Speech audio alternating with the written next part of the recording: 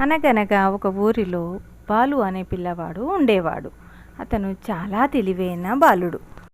ఒకరోజు బాలు ఆడుకొని ఇంటికి తిరిగి వెళ్తుండగా దారిలో ఒక వృద్ధుణ్ణి చూశాడు. ఆ వృద్ధుడు చాలా దిగులుగా కనబడ్డాడు. వెంటనే ఆ బాలు వృద్ధుని వద్దకి వెళ్ళి, "ఏమైంది తాత, ఇంత దిగులుగా ఉన్నావు?" అని అడిగాడు. అప్పుడు వృద్ధుడు, "ఏమీ లేదు బాబు, నేను నా చేతి కర్రని ఎక్కడో పాడేసుకున్నాను" అని చెప్పగా, "అయ్యో, నువ్వు దిగులు పడకు తాత, నేను కర్ర వెతికి పెడతాను" అని కూర్చోబెట్టి ఆ చేతి కర్ర వెతకడానికి బాలు బయలుదేరాడు. ముందుగా ఆ నది ప్రాంతం అంతా వెతికాడు, కానీ దొరకలేదు. బాలు ఆ తాత చెప్పిన చోటంతా వెతికాడు, కానీ దొరకలేదు.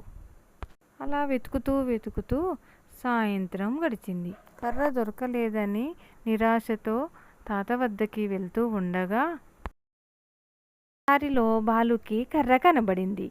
బాలు సంతోషంతో గెంతులేశాడు. వెంటనే కర్ర తీసుకొని తాత వద్దకు పరిగెత్తాడు. తాత వద్దకు వెళ్ళి ఎంతో సంబరంతో తాతయ్యకి ఆ కర్రని ఇచ్చాడు.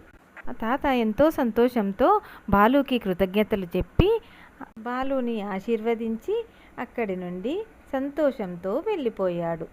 ఇక బాలు అమ్మ ఎదురు చూస్తూ ఉంటుంది అని పరిగెత్తుకుంటూ ఇంటికైతే వెళ్ళిపోయాడు. అప్పుడు బాలు వాళ్ళ అమ్మ, "ఏమిటి నాన్న, ఇంత ఆలస్యంగా ఇంటికి వచ్చావే, ఏం జరిగిందని?" అడగ్గా బాలు జరిగిందంతా చెప్పేసరికి వాళ్ళ అమ్మ సంతోషించి, "మంచి పని చేశావు నాన్న" అని సంతోషంగా మెచ్చుకుంది. చిరునవ్వుతో బాలుకి భోజనం తినిపించి నిద్రపుచ్చింది.